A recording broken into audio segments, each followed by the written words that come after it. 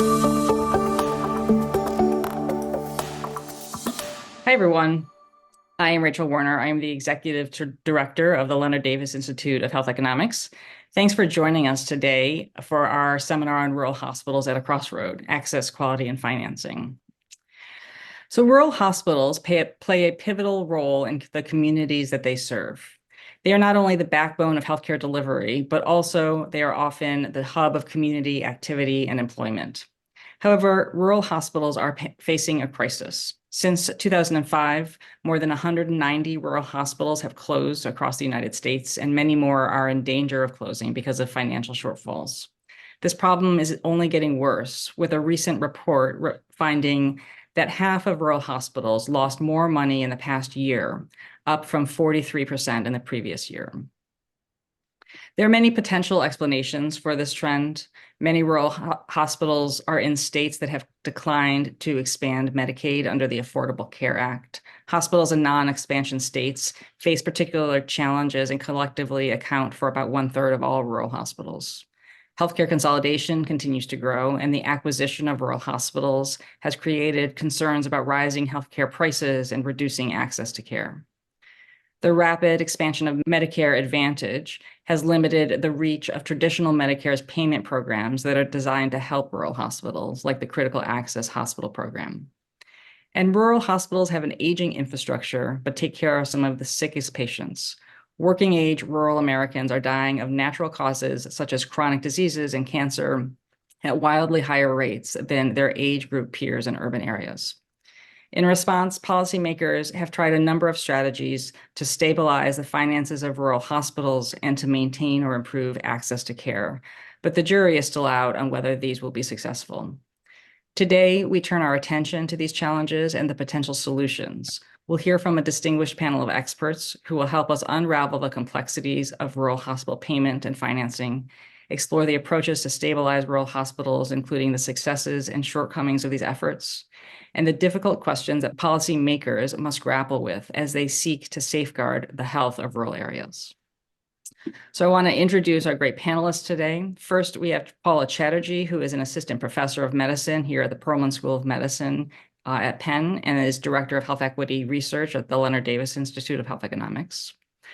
Ramona Hicks is the chief executive officer of Cooley Medical Center in Washington State, where she has served as a frontline healthcare provider for many years. Tony Lays is a rural editor and correspondent with Kaiser Health News, and prior to that, led healthcare reporting at the Des Moines Register for more than 20 years. And Harold Miller is the president and CEO of the Center for Healthcare Quality and Payment Reform. Thanks, everyone, for joining us here today. Tony, I want to turn to you to start us off and ask you if you could tell us a little bit about the structure of rural hospitals and the role they play in communities and in healthcare and how that's evolved over the past few decades. Well, thanks, Rachel. I appreciate the opportunity. There are about 1,800 rural hospitals, according to the American Hospital Association. And when you're reading that half of them have been losing money, that just can't continue. Something's got to change. Uh, I think it's important to recall the history. Many of them were built or expanded in the 1950s or 60s under the Hill-Burton Act, which brought in a gusher of federal money to build new rural hospitals. And the circumstances have changed a lot in a lot of those areas since then.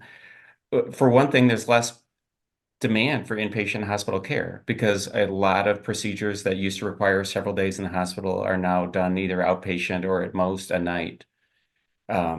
And so some rural hospitals, it's not at all unusual for their average nightly census to be just one or two inpatients. And that is really hard to make that add up, both financially and staffing wise. A lot of rural areas have seen populations shrink in age. This makes it harder for hospitals to recruit staff because there's fewer working age adults.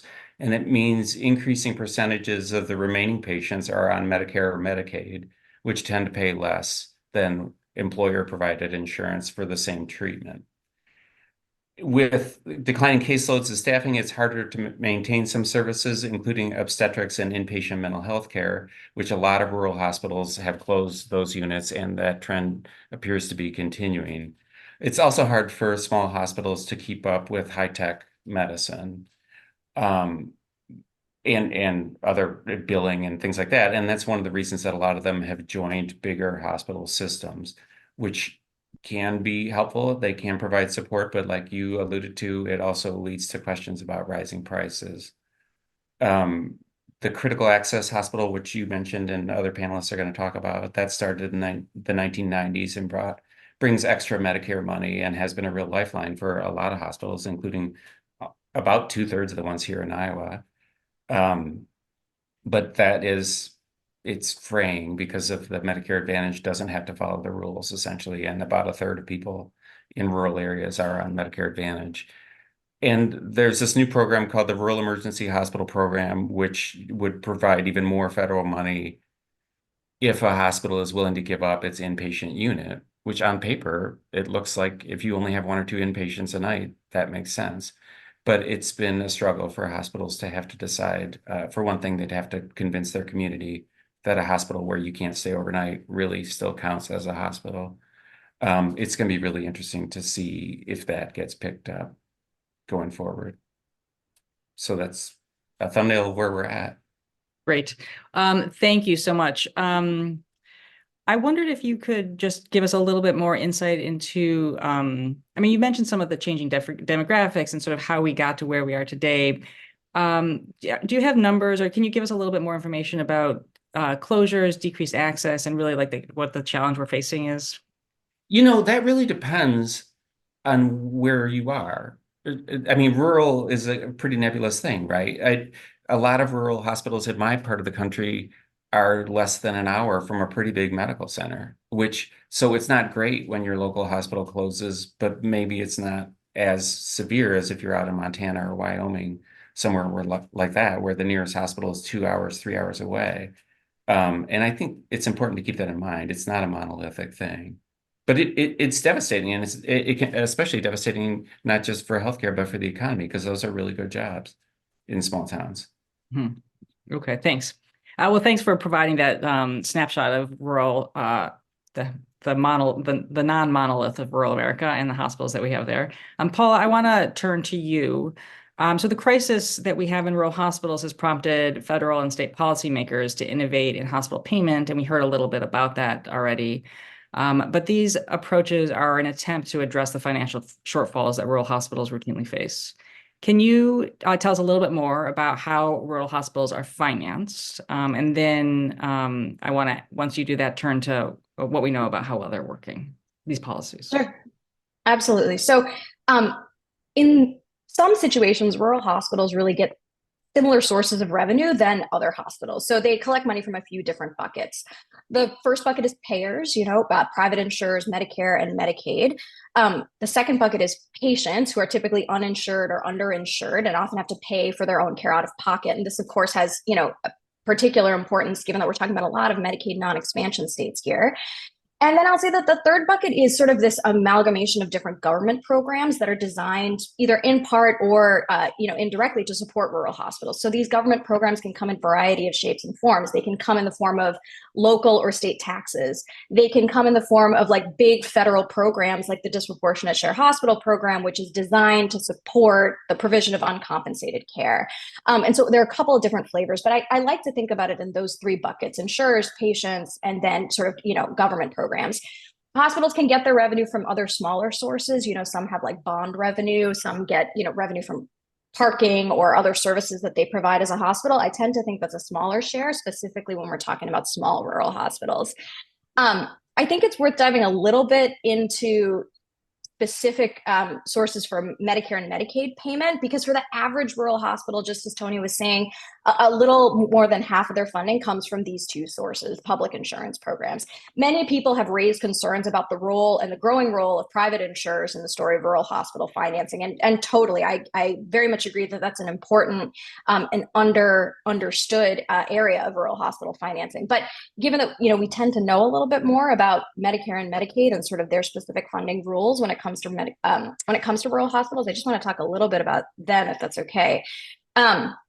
In the Medicare program, rural hospitals are frequently categorized into different sort of facility types, right? And those facility types come with specific funding rules. And I think, that the overarching policy goal of all of these different facility types is to try and acknowledge, these operational challenges of rural hospitals, right? They're trying to get at the fact that rural hospitals are small, they have low occupancy rates, they have high fixed costs for operations, again, just as Tony was saying, and that they provide a significant amount of service to low-income patients, underserved populations. And so all of those challenges make their job a little bit different. And so I think I like to think that these facility types are trying to get at those challenges. Now, whether they do and the extent to which they do is, of course, mixed in terms of evidence and ripe for debate, but I think it's useful to talk about a few examples. So the way these facility types work is that rural hospitals can qualify for a specific designation based on their characteristics, right? It's based on their size or their location relative to other providers or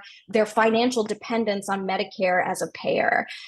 Once they do qualify, then they can get access to different types of payment adjustments, right? But those adjustments, of course, come with rules and reporting and regulations. So it's not, like a gimme here. I'm going to talk briefly about the critical access hospital program, just because it's one of the older ones that we've had sort of in these facility designations. So just as Tony said, established by Congress back in the 90s, and really it was established in response to a wave of rural hospital closures in the 80s and 90s at that time.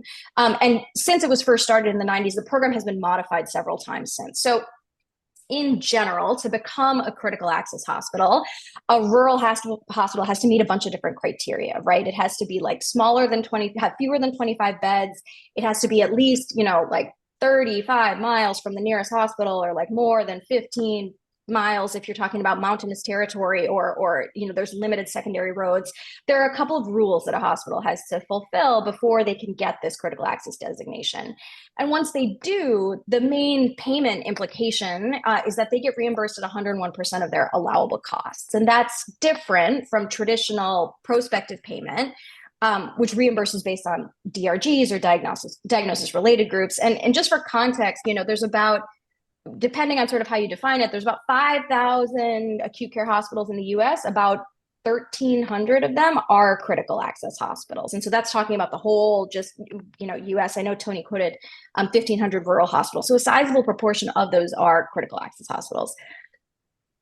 You might ask, like, why doesn't every rural hospital just become a critical access hospital? And I think that's for a couple of reasons. For one, it's not clear that reimbursement strategy makes sense for all rural hospitals, right? It's not clear that getting 101% of your costs is always advantageous compared to, getting traditional prospective payment. It depends on the types of patients you see, the operational capacities of your hospital, and of course comes with its own set of, rules and reporting and regulation that you have to follow once you become a critical access hospital. So it might seem like a sweet deal, but really the devil is really in the details in terms of sort of the individual circumstances of a hospital. I'm not going to go into deep detail about all these other facility types. I'm happy to if folks have questions about it. But what I will say is that in some cases, rural hospitals can participate in more than one designation at once. So they can be a critical access hospital. They can be a low volume hospital. There's a couple of different tracks, if you want to think of them like as that they can participate in. And perhaps I'll stop there. I'm happy to talk about some of the newer payment models, like global budgets and the rural emergency hospital, but maybe I'll just stop there. Well, I do want to hear more about the other payment models. Maybe just to keep the conversation moving forward, could you first tell us? Well, let me actually move on to Ramona, and then we're going to come back to that. So put a pin in that. Excuse me, Ramona. So I wanted to bring you into this conversation, and from Tony and Paula, we've heard a pretty high level about rural hospitals and their payment. But I wanted to ask you if you could help us zoom in and give us a better understanding of what's happening on the ground. So you're in Washington State. Tell us what it's like to run a rural hospital and some of the major challenges you're facing in delivering care in your area. Really happy to. Thank you so much for inviting me to this conversation. I have been with the hospital for 30 years as a nurse and then now as a CEO since 2017. And we are a 25-bed critical access hospital. To put in perspective of what our ruralness is, it's 58 miles over a mountain pass to come to the nearest stoplight in our community. And then the next is 90 miles away. We are a good hour and a half to 2 hours to a tertiary hospital. Many of the hospitals around us, which is the closest, is 58 miles away, have stopped doing OB. So we still do OB. We are both critical access hospital, and Paul is correct about the challenges of that reimbursement model. Many times we find that by the end of the cost report, the CMS has identified that we've been overpaid. So frequently we're paying back 800,000, a million. It's really, really difficult to budget when you're not quite sure if you're going to meet that threshold, or you're going to get overpaid. So we also are public hospital districts. The state of Washington has that, and that brings in a little bit of tax dollars. For us, it's not a great benefit. We get about $200,000 a year in taxes. Some other hospitals will get upwards of $1 million that are near us. It's very dependent on taxable private land, and there's none around us. We have the Grand Coulee Dam, which supplies all the electricity to Seattle, which takes up most of the land was purchased back in the 30s. We also have a 1.4 million acre reservation about a mile away. None of that's taxable. And then the rest is all recreation for the state. None of that's taxable. So it's very unique. And I think every critical access hospital is unique. Their communities are different. Their makeup is different. Their taxable land is different. It's challenging. And I think for us, we've been pretty successful. We've been able to climb out of a $3 million deficit going through COVID. That without those federal dollars, we would be closed right now. So that thank you everyone who paid their taxes to do that. But we are unique in that we are a hospital that hires all of our providers. Many small critical access hospitals are now in the locums business, where there's services coming in, and you don't have the same kind of buy-in for growth. So we believe strongly in a three-legged stool. You have your medical staff that need to help guide the hospital. You have your administration that needs to listen and help make decisions. And you have your board of directors. As a public hospital district, we have a voted-in board. And those three together need to really function to keep a hospital going.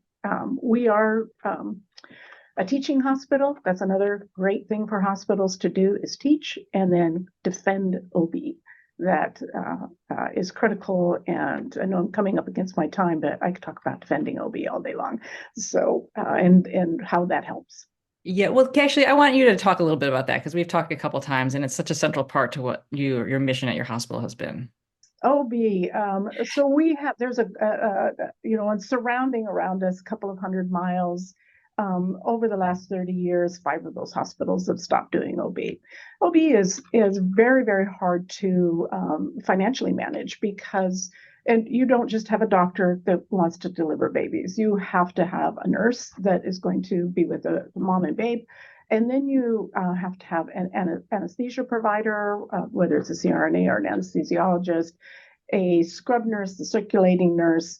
You have to have 5 people at minimum ready to do an emergency C-section, have to save lives. And if you don't have that infrastructure, then and that isn't paid by insurances. It's not definitely paid by our Medicaid reimbursements, which most OBs are going to be Medicaid. And it's not really talked about in the cost report, because the cost report is CMS Medicare driven, some Medicaid, but it is phenomenal the amount of money that the hospital has to pour in to keep a OB going. And then when you have low volumes, which were very low volume, but we're the only person in a 100-mile radius, we feel it as our ethical and moral responsibility to do everything that we can to maintain it. So we work really hard at bringing in money for the rest to pay for the OB portion. This is an area that if legislators don't look at this, many more OB hospitals are going to shut down because you can't keep paying. We do lose about $100,000 a year, and we have to make that up in the rest of seeing our patients. And then you have to stay competent, and that's a whole nother area. Okay. Thanks. And I think that gives a great, very helpful picture, fills in a lot of the details about the challenges rural hospitals are facing. Harold, so we've covered a lot of ground already. And others have really provided a great description of the landscape of rural hospitals and how they operate and the challenges they face. I wonder if you could sort of take us back to a higher level, your work in the policy world and advocating for rural hospitals. I want to start with what you find are some of the most important misperceptions about rural hospitals and why they're failing. Sure. There's a number of myths about rural hospitals. I think the most problematic myth is that the reason they're closing has something to do with low payments from Medicare and Medicaid or lack of Medicaid expansion. The real problem, the reality is that it's low payments from private insurance plans that are causing the problem in rural hospitals. Many hospitals are losing significant amounts of money on private insurers. Everybody believes that both large and small hospitals get higher payments from private insurance plans than Medicare and Medicaid, but the exact opposite is actually true for a lot of small rural hospitals. They get paid less by private insurance plans than Medicare, and in some cases even than Medicaid do. The other part of the myth is that the vast majority of the patients at rural hospitals are all Medicare and Medicaid patients. And in fact, 40 to 50% of the services that rural hospitals deliver go to privately insured patients. So if the rural hospital is being underpaid for half of its patients, it's not surprising that it's going to lose money. And it's not just that private insurance plans are not paying enough. In many cases, they aren't paying at all. They are denying claims. They're refusing to even contract with small hospitals because they can. Big hospitals have big staffs that can fight against prior authorization denials and denied claims from health insurance plans. Small rural hospitals don't have the staff to be able to do that. And this problem is getting worse, as was mentioned earlier, because of the expansion of Medicare Advantage. Medicare Advantage is run by private insurance companies. Original Medicare pays a critical access hospital based on its costs. It's not 101%, by the way, it's 99% because of sequestration. But that's better in many cases than what Medicare Advantage plans pay because Medicare Advantage plans are not required to pay based on costs. Moreover, original Medicare pays on time if a physician orders a service. Medicare Advantage plans are not required to pay when a physician orders a service. They can deny that because of prior authorization requirements, et cetera. And so all of that leads to significant losses for a lot of rural hospitals. None of the programs that the federal government has created do anything about this. Medicaid expansion is certainly helpful in terms of reducing the number of uninsured patients, but it doesn't do anything to ensure that the insured patients are actually, the payments for them are enough to be able to cover the cost of those services. And the other programs that CMS has created do nothing to try to ensure that the payments from private insurers are adequate. The way to solve the rural hospital closure problem is actually quite simple. It's simply as a matter of both private and public payers paying adequately to cover the costs of delivering services in rural communities. Ramona described the challenges and the cost of being able to do that. And so we want to have those services, we need to pay for them. The remarkable thing about this is that it actually doesn't cost very much money to solve it. It would only cost a few $billion, literally a few $billion, $2 billion to eliminate the deficits at all of the small rural hospitals in the country because they're so small. That's about 0.2% of what we spend on hospitals. The other thing I would say is an important myth that is troublesome is the notion is that somehow if you lose the rural hospital, all you're losing is inpatient care. And in fact, rural hospitals are the health system, the entire health system in many of their communities.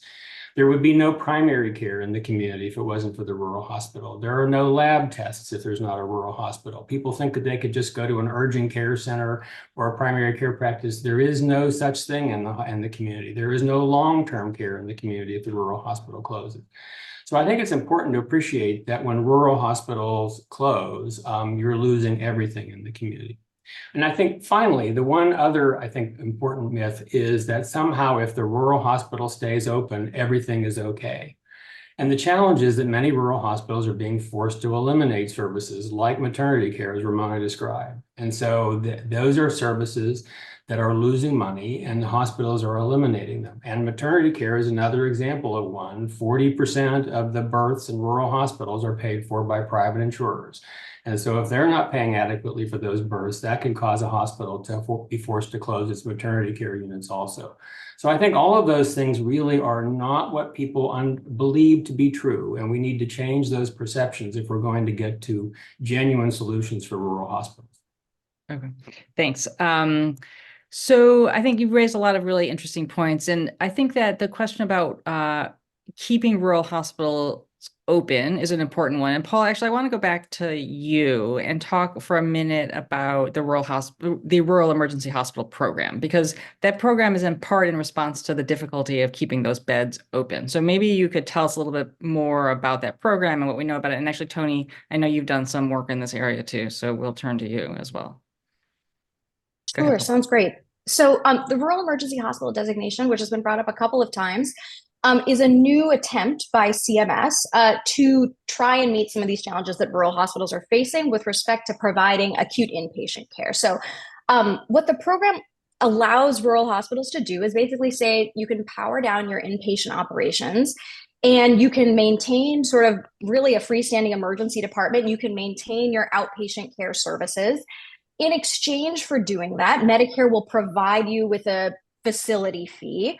And they'll also provide you with like a Medicare outpatient payment add-on for providing those outpatient services. And the program has been highly controversial for a variety of different reasons.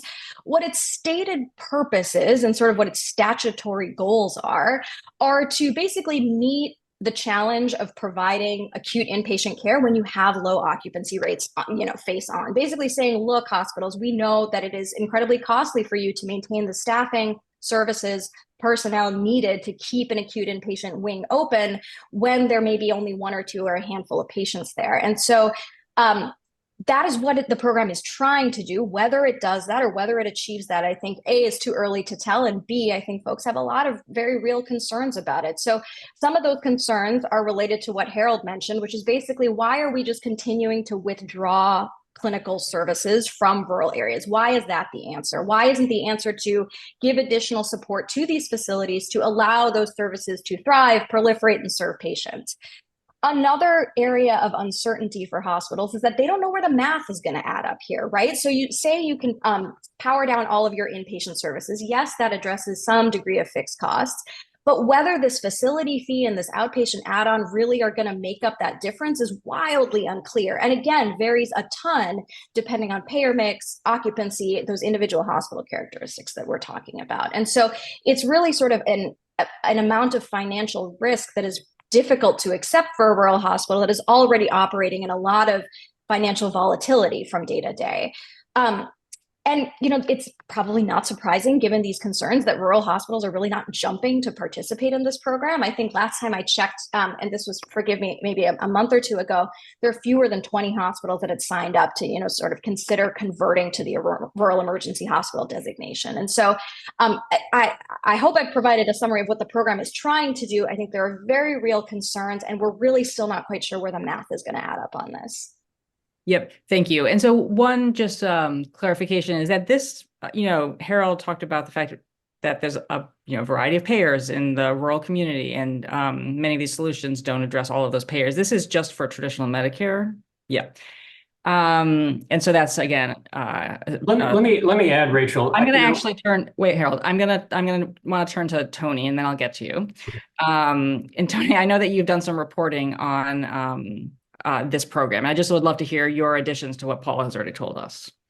Well, a couple things. I think it's really going to depend on the situation, whether this is attractive or not. One thing is, if you're a small hospital that is in a health system with a much bigger hospital down the road, it seems more doable. you could set up a pathway where people could easily go back and forth and you'd have access to their records at your hospital still. And whereas if you were a very isolated, independent hospital, it would be much harder to do. Also, during the height of the pandemic, a lot of these hospitals that did only usually have one or two inpatients a night, all of a sudden had a whole bunch. And it might have only lasted for a few weeks or a couple months, but during those few weeks or a couple months, their inpatient units suddenly became really important because the medical centers that they usually transferred patients to were jammed and were begging them to hang on to as many patients as they could. And so now I've talked to hospital administrators who were like, well, if we close this inpatient unit and that happens again, what are we going to do? And so I think part of the hesitation goes to I mean, that's a pretty recent experience that they just went through. Yeah. Yeah, that's helpful insight. Thanks. Harold, let's hear what.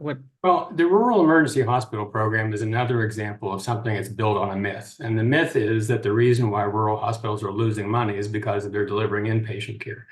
When we looked at this for a number of rural hospitals several years ago, what we found was that what the hospitals were losing money on was their emergency department and their primary care units because those were being underpaid by private insurance plans. And in fact, if you eliminate the inpatient unit, you would actually make the hospital worse off financially than otherwise because a lot of the staff on the inpatient unit are shared with the emergency department, et cetera.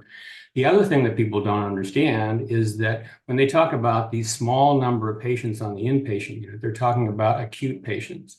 Many small rural hospitals also have rehabilitation patients, essentially do skilled nursing facility care, and they also do long-term care. So when you talk about the hospital being forced to close its inpatient unit, you're talking about eliminating inpatient care, rehabilitation care, and long-term care in the community, and not actually saving the hospital money, maybe making it worse off. So the program is really based on a false premise, and that's why there have only been 24 hospitals sign up for it, because it doesn't actually address the problems that they have. Yeah. Okay. Thank you. Ramona, do you want to add anything to this? I assume you're not participating in this program. We're not participating in the program. We have an average census of 6 to 8. It has not gotten any better since the pandemic. For small rural hospitals and really hospitals across at least Washington, our pandemic's not over. Our patients may not be coming in with COVID, but they are sicker than they ever were. Their chronic diseases are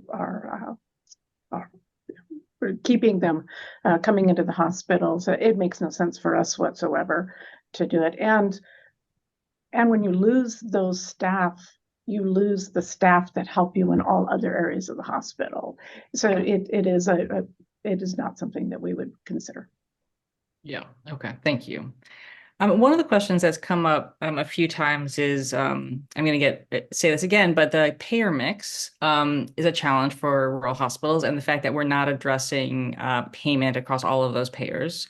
And I wonder if I could hear from any of you with thoughts about like what the solution to that problem is. How can we think about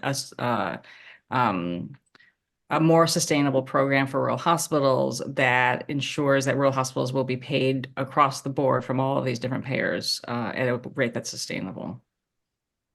I think it's important for people to understand that it costs more to deliver the same service in a small rural community because of those fixed costs we described earlier.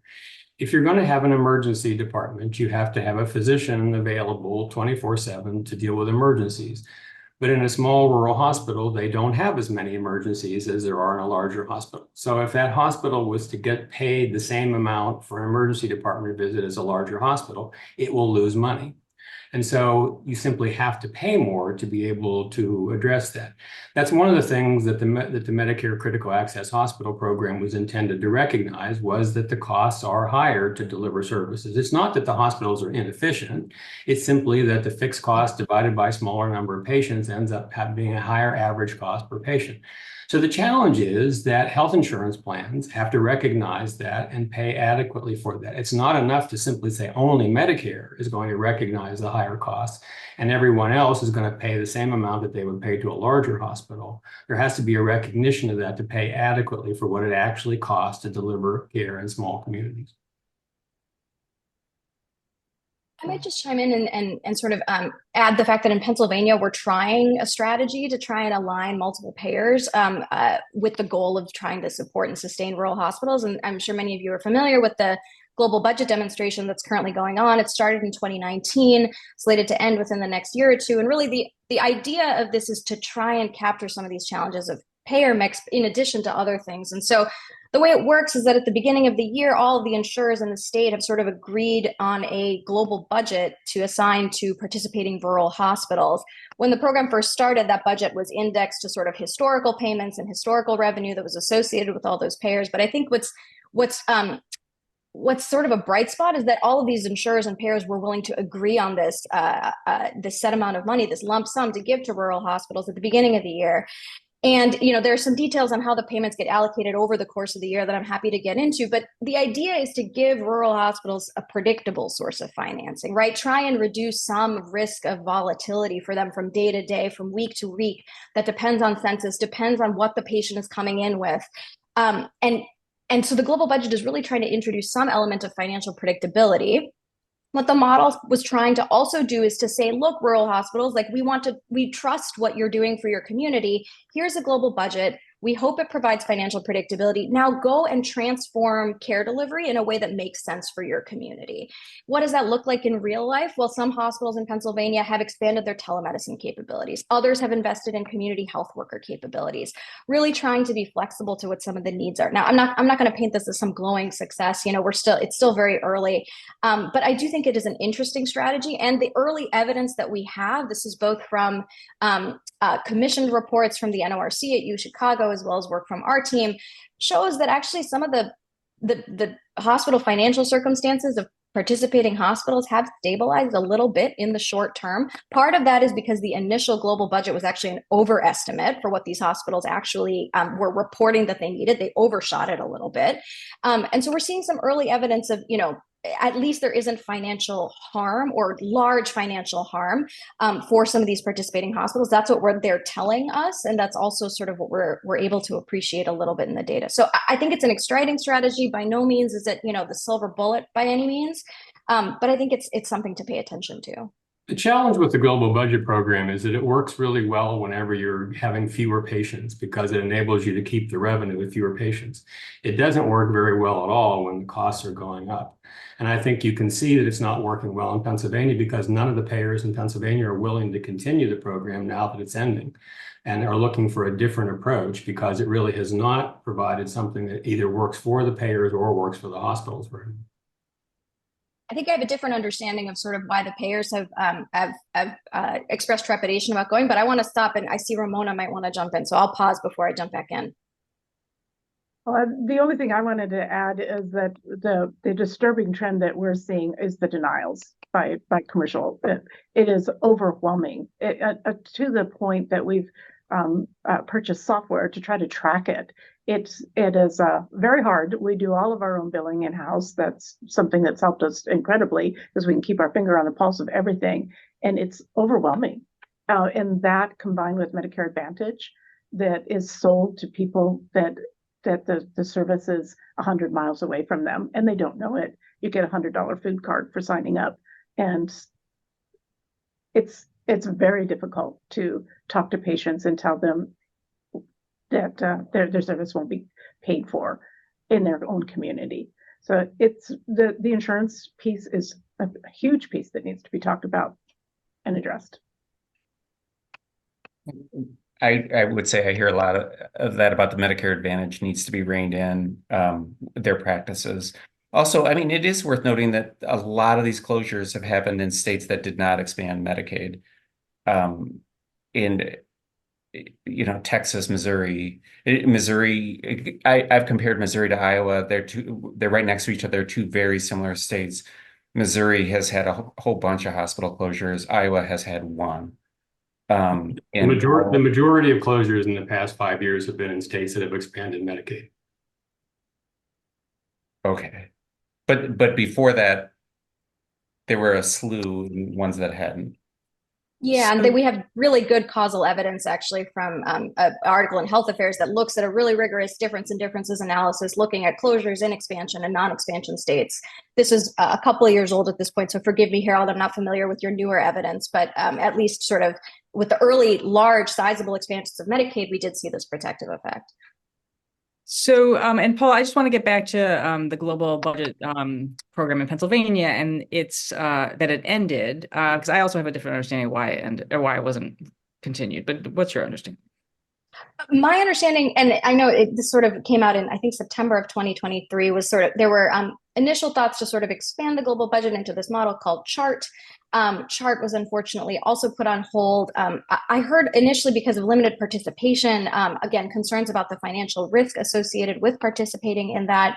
And so in that spirit, forgive me if I'm wrong, but my understanding was that, the plan was to sort of halt, reevaluate, and see sort of how a lot of stakeholder concerns and trepidation about the risks of participation could be addressed before moving forward. It'll be interesting to see what happens with that. I think we'll all be watching with interest because Pennsylvania's willingness to experiment with this has been provided some leadership in the area. I think Washington State was one of the candidates to do the chart model, and none of the hospitals there signed up because they didn't see it as being beneficial to them and actually harmful to them.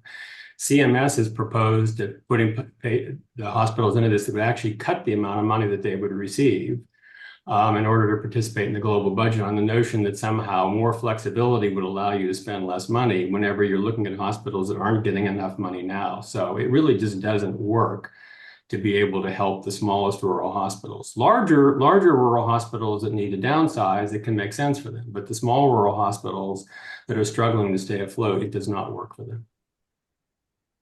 And I think Harold hits on an interesting point in terms of like the details of how the global budget is designed and how it is implemented within a state. So for example, the way that the global budget was put together in Pennsylvania is different from how it was put together in Maryland, for instance, which was really the first state to sort of really provide leadership in a global budget, first for rural hospitals and then expanded to all hospitals in the state. Now, Maryland is a unique beast. They have all payer rate setting. It's a different environment into which you can try and test this. One of the key differences I think has to go back to sort of a point about cost savings and the extent to which a global budget is trying to achieve cost savings versus not, right? So in my mind, I sort of think about the goal of cost savings as a little bit paradoxical when you're talking about rural hospitals, when you're talking about safety net hospitals in general. These are historically underinvested in hospitals. And then if we're trying to tie goals of cost savings to the Medicare program or Medicaid, it becomes a little dicey. The goals to me seem a little bit challenging to achieve in tandem. And so it has sort of introduced opportunities for us to have conversations about, maybe the answer is just investment without tying it to cost savings necessarily in this given program. And yeah, let's have really big, important conversations about cost savings with other targets in mind, more profitable hospitals that serve less of the safety net function. And so I think that distinction about the way the global budget is designed, the environment in which it's implemented, and sort of how you think about cost savings all sort of plays into appetite for it. But you raised another important point, which is that Maryland was built on an all-payer rate regulation system. So there is essentially no price discrimination in Maryland the way there is in other states. Medicare pays almost the same amount that private payers do, and Medicaid also pays the same amount. So hospitals are basically getting the same amount from all payers for the services that they deliver. That would be a dramatic help for a lot of other places. It's not the global budget per se that's the help. It's making sure that all payers are paying their fair share of the cost. All right, so that's one vote for rate setting, but I wanted to move on to a different, slightly different topic here. One of the things that I hear about often and read about in the press is that research has identified that there's a lot of what people call patient bypass, and so that suggests that patients who live in rural areas, even if they have access to a rural hospital, bypass that hospital and get their care elsewhere. I wonder if we could just have a brief discussion about what the possible causes of patient bypass is, and what that means, and also what it means for policymaking for rural hospitals. The bypass studies have been very flawed in two ways. One is that they have focused on inpatient services and where people are getting their inpatient care, when the vast majority of what every hospital, including rural hospitals, do is outpatient care. The other is that they have failed to distinguish between the kinds of inpatient care that rural hospitals can actually provide versus the ones that they can't. Rural hospitals are primarily serving patients, as Ramona mentioned, with chronic disease exacerbations and uncomplicated medical admissions. They're not doing brain surgery. They're not doing open heart surgery. They're not doing many of those kinds of procedures. And so many people who are going for inpatient care need to go to a larger hospital because that's the only thing that's being done in hospitals now is sort of the more severe procedures. And the bypass studies have completely ignored that. They're assuming that somehow the reason the patient is going to the other hospital is because they don't want to go to the rural hospital. The reason is because they're going for a service that the rural hospital can't and shouldn't provide. Anyone else want to weigh in on this? Is I there, agree with. Go Oh, ahead. sorry, Tony, go ahead. Tony, you're up. I was just going to very briefly say, I mean, it appears to me to be partly marketing. The big hospitals, I mean, again, it depends on the market, but if you're within fairly easy driving distance and the hospital in the city nearby you is marketing like crazy, they do that for a reason. They spend that money for a reason. And the smaller hospital is not going to have that kind of budget or reach. I just wanted to chime in and say, I agree with Harold. I think this is a really hard area to study. We have some data, quantitative and qualitative, trying to ask patients, like if you are bypassing your local hospital, sort of, can you offer some thoughts on why that might be the case? And as you'd expect, it's very, it's various. So just to zoom out, the range of bypass occurrence is wildly unknown, right? Some studies are quoting like 25 to 50% of patients are bypassing their local hospital. Qualitative studies show even higher rates of like 16 to 70%, right? Then the question is like, who is doing the bypassing? Again, hard to study, but we can track it in some claims data. And patients who seem to be less likely to be doing the bypassing include like younger patients, men, patients with fewer comorbidities. And so you're often leaving a lot of sicker patients who are relying on their local hospitals to provide them care as we are starting to sort of characterize this bypass behavior. In terms of why they're doing this, I agree with the sentiment. We're not quite sure. Maybe it's marketing, as Tony is saying, that there's another hospital that's big and fancy and has a lovely atrium, and that seems nice. In some small qualitative studies where we talk to rural people, patients are basically saying that they're concerned about limited services, even if the hospital provides those services that they need. It might just be a matter of sort of communicating that, yes, this hospital actually has what you need. One of the most interesting and I think valuable pieces of data we have on rural bypass is that when patients have strong primary care relationships close by, they are more likely to go to their local hospital. And I think that is something that is just sort of heavily undervalued. And when we're talking about hospitals and outpatient care, which I know others have spoken about, but when patients feel trust and have strong relationships and continuity of care in the outpatient setting, it matters for the inpatient setting. And so I think treating policy along this continuum is supported by evidence like this. And I often find is somewhat missing from the conversation. I think we have to be concerned about the patients who can't bypass, who don't have the ability to travel, to go an hour or 2 hours away to be able to get care. Some people have the ability to do that, others don't. But if we're not going to have a very good health system by saying, gee, some people are choosing to go elsewhere, we're going to then shut the hospital down, which then really eliminates a major source of care for the patients who can't afford that. Yeah. So this is an interesting conversation, and what I've heard in part is from a number of you is that it's not enough to just think about addressing hospital care in rural communities, but we need a robust system of outpatient and primary care in order to maintain a functioning healthcare system. And I wondered if I could just hear from you about what the challenges are there and sort of what we've done to, how we're trying to address that challenge. Well, Ramona may be best at that. I thank you. We invest in doing market studies. You have to, so from a really micro level, you have to do market studies. You have to send out community surveys and find out and ask the questions, ask the hard questions. They'll tell you, your community will tell you. You could have town halls and find out what it is that we're missing. But I think you're spot on, Rachel, in that we have all family practice docs. We have all of the emergency room providers. And what we heard 20 years ago was, well, everybody there is a locum. I'm not going to go that they don't know me. And that's not the case anymore. You have to get out in the community. You have to have we have several of our providers that are coaches. You get out there in the community and you gain that trust and you listen and you try to make changes. And that's how we do it. Many rural hospitals have had trouble because in terms of trying to reduce costs as much as possible, they have tried to staff their emergency departments using their primary care clinic physicians, which is not an attractive proposition for the primary care physicians. They don't want to be coming in and also being dragged out of the clinic to go and do an emergency department visit. But in order to have separate doctors in the clinic and separate doctors in the emergency department increases the costs for the rural hospital and makes it more challenging for them to recruit. But I think if we recognize that those are two very different services and you need to have both of those adequately staffed and pay for it adequately, you can have better quality services. And as Ramona said, you're not going to have a situation where the patients are saying, I really don't know who those people are, and I'm not sure whether I trust them. And you supplement by using mid-levels at advanced practice folks. And then the doctors that are in the clinic are willing to come because they know they have really good people. And when they call them, they need them. So it's really important to find the right mix.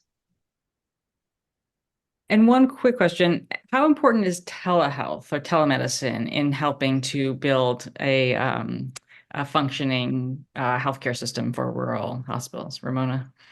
You have to jump on technology. You have to embrace technology. So we have telehealth visits. We've opened up a behavioral health unit. We have endocrinology. We do.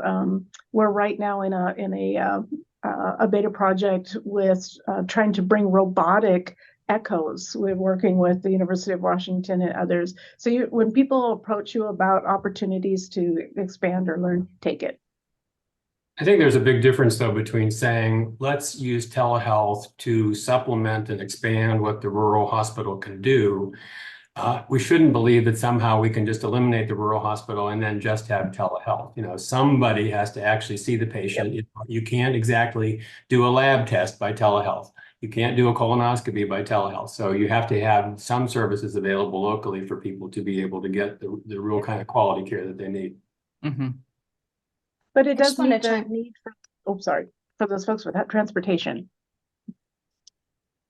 I just wanted to chime in and say, there's a really helpful study from 2015 that tries to capture sort of how expensive it is to kickstart a telemedicine program for rural hospitals. They said the cost can range like up to $50,000 just to set it up. And then there's a subscription fee you have to pay to actually have consultants who can respond to whatever telemedicine concerns you have. Then there's annual connectivity and maintenance. Anyway, it can all add up a little bit. And, for larger hospitals, it's easy to recoup those expenses, right? Like you have patients who are going to use that. You can bill appropriately, but it's less clear sort of how the recouping is going to go on. And so I think there's been some interesting policy proposals that range from sort of trying to, put upfront investment to try and get hospitals to at least have the capability. And then, figuring out if there are ways to maybe share telehealth capabilities across like a smaller network of rural hospitals to sort of diffuse some of the costs. Anyway, I think it's such an interesting and promising policy approach, and just sort of making sure that the math adds up for them, I think, can be a good target for how to think about this. And it's also switching the gears and using your own providers. So our behavioral health endocrinologists are all our own providers. We're offering the telehealth services outsourcing it, not bringing it in. Yeah. And especially telehealth only works if there's somebody else at the other end of the line. So there has to be the tertiary care system has to be willing to be able to make the specialists available for those telehealth consults. And that's something that has not always been possible. Ramona, I think, has done a really good job with her maternity care unit in terms of developing relationships with larger hospitals so that it can maintain the skills of the folks in the local community. But that really requires that kind of one-on-one relationship. And we really don't have any national program designed to support that kind of relationship. Okay.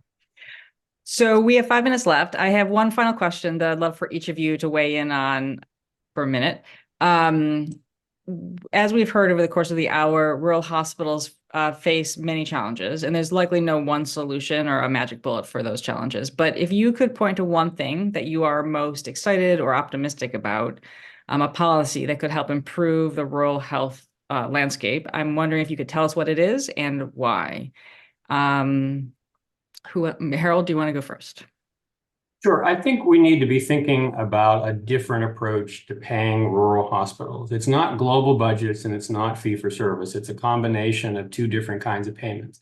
One of the big issues for small rural hospitals is that they have significant fixed standby costs to have people available for the emergency department, for the OB unit, but we don't pay to be able to support that. So I think what we really need to have for rural hospitals is a standby capacity payment that all payers would pay for to be able to maintain that minimum fixed cost for those essential services, and then pay smaller fees on top of that for the individual services, because most of the fixed costs would already been covered. So all you need to cover is the extra cost. That would also then make the care at the small rural hospital more affordable for individuals in the community, because they're not having to try to pay for all of those fixed costs every time they go and get a test or have a visit there. So I think a combination of standby capacity payments and service fees would be a much better payment system than any of the things that have been tried so far. Applied to all payers. Applied to all payers. Although, even if any payers would do it, it would be better than having none do it, but it would be better if they all did it, particularly the private insurance plan. Yeah. Okay. Thank you. Tony? I guess I would just say continue to recognize that they're not monolithic, that they're very different situations and they're going to require different solutions. I think we in the media are guilty of treating them as if they're all one thing, and they're not. Yeah, that's always hard for policymakers, but an important point. Thank you. Ramona, how about you? I think it's really important for hospitals to advocate for themselves, to join their associations, to get their message out there, to work with people like Carol, to do things like this, really get our message out. Okay, and Paula. I think something that, I've certainly learned from this conversation is that, keeping a rural hospital or keeping rural healthcare open is going to require us to think about rural communities a little bit more broadly, and honestly, I think what I would love to see is sort of coupling policies that are targeted at hospital payment and things like that with rural community level economic interventions, right? If you don't have people living in the community, you need patients to serve. If you don't have people who have economic opportunities in the area, they need a job to stay there, whether that's a high wage or a low wage job. And I think I saw a comment about sort of the role of employers in all of this. Anyway, I know that we're short on time, but I think that that's sort of where my pie in the sky dream would be, that sort of thinking about how to build a rural healthcare system that is viable and serves its patients best cannot be separated from helping rural communities thrive. Those two things, you need both to be successful. And I think this sort of both and approach is potentially one strategy that might be worth trying. Thankfully, the Biden administration has introduced several rural economic interventions that I think are really exciting and promising. And trying to see how those kinds of things interact with the healthcare system, I think is exciting, and also sort of tries to get at some of the real challenges that sort of are driving a lot of what we're seeing in rural healthcare more broadly. Great. Well, thank you. Thank you all for this great conversation. I have also learned a lot from listening to the experts I had the privilege of talking to today. So thank you for joining me in this conversation. Thanks to the audience for signing on and listening. Please save the date for our next seminar. It will be on May 3rd, called Evidence-Driven Approaches to Preventing Firearm Deaths. And until then, I hope you have a great day. Thanks for everyone for joining us.